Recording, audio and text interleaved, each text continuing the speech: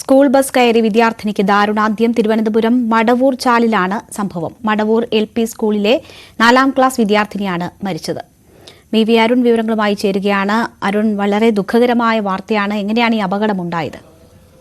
വൈകിട്ട് 4:30 മണിയോടെയാണ് അപകടമുണ്ടായത്. ഈ മടവൂർ LPS സ്കൂളിലെ 4ാം ക്ലാസ് വിദ്യാർത്ഥിനിയാണ് കൃഷ്ണേന്ദു. കുട്ടിയെ വീട്ടിന് മുന്നിലിറക്കി ബസ് മുന്നോട്ടെടുക്കുമ്പോൾ കുട്ടി ആ ബസ്സിന്റെ മുൻവശത്തൂടെ ക്രോസ് ചെയ്ത് വീട്ടിലേക്ക് കയറുകയായിരുന്നു. ആ സമയത്താണ് അപകടമുണ്ടായത്. ഡ്രൈവർ കുട്ടി കടന്നു പോകുന്നത് കണ്ടിട്ടില്ല എന്നാണ് മനസ്സിലാകുന്നത്. ബസ്സിന്റെ മുൻഭാഗത്തൊരു കുട്ടി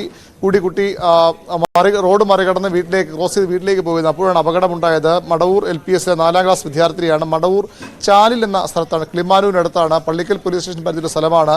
ചാലിൽ എന്ന സ്ഥലത്താണ് ഈ അപകടമുണ്ടായത്.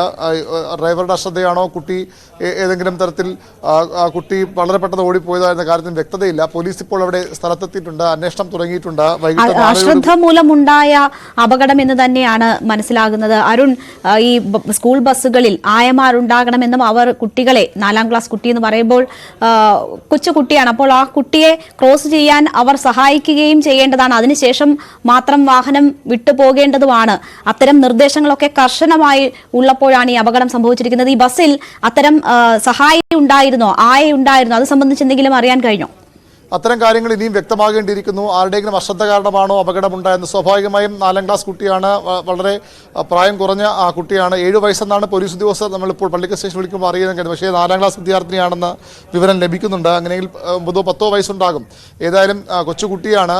കുട്ടിയെ ബസ്സിൽ നിറക്കി വിടുമ്പോൾ അങ്ങനെ റോഡ് ഒറ്റയ്ക്ക് കടത്തിവിടാൻ കഴിയുന്ന കാര്യമല്ല. ആരെങ്കിലും കൂടെ ഉണ്ടാകേണ്ടതാണ്. അതിൽ സ്വാഭാവികമായും രേണുക സംശയിക്കുന്നത് പോലെ അത്തരം വീഴ്ചകൾ ഉണ്ടായിട്ടുണ്ടാകാം. അത് പോലീസിന്റെ അന്വേഷണത്തിൽ മാത്രമേ വ്യക്തമാകൂ. ഇതുമായി ബന്ധപ്പെട്ട കൂടുതൽ വിവരങ്ങൾ നമുക്ക് ലഭ്യമാകേണ്ടതുണ്ട്. ഏതായാലും അത്യന്തം ദാരുണമായ ഒരു അപകടമാണ്. ഇത് ആദ്യമായി ഉണ്ടാകുന്ന സംഭവമല്ല. ഇതിനു മുമ്പും സ്കൂൾ ബസ്സിൽ നിന്ന് കുട്ടികൾ ഇറങ്ങുമ്പോഴും അവർ തിരികെ കയറുമ്പോഴും ഒക്കെ ബസ് മുന്നോട്ടും പിന്നോട്ടും ഒക്കെ എടുത്ത് പല അപകടങ്ങൾ ഉണ്ടായിട്ടുണ്ട്. അപ്പോൾ അതുകൊണ്ട് തന്നെ കൃത്യമായ ഒരു നിരീക്ഷണം വേണം. കൊച്ചുകുട്ടികളെ വീട്ടിലേക്ക് കൊണ്ട് വിടുമ്പോൾ, സ്കൂളിലേക്ക് വരുമ്പോഴൊക്കെ അവരെ ബസ്സിൽ കയറാനും ഇറങ്ങാനും റോഡ് മുറിച്ചു കടക്കാനും ഒക്കെ സഹായിക്കാൻ കൃത്യമായ സംവിധാനങ്ങൾ വേണം. അത് ബസ്സിലുള്ള ഡ്രൈവർമാരോ അല്ലെങ്കിൽ ആയമാരോ അല്ലെങ്കിൽ രക്ഷിതാക്കൾ തന്നെ വേണമെന്ന നിർദ്ദേശമൊക്കെ ഉണ്ട്. പക്ഷേ അത് ഇവിടെ ഉണ്ടായിട്ടില്ല എന്ന് വേണം മനസ്സിലാക്കേണ്ടത്. വളരെ ദുഃഖകരമായ ഒരു വാർത്തയാണ്. സ്കൂൾ ബസ് കയറി വിദ്യാർത്ഥിനിക്ക് ദാരുണാന്ത്യം എന്നത്. തിരുവനന്തപുരം മടവൂർ ചാലിലാണ് ഈ സംഭവം ഉണ്ടായിരിക്കുന്നത്.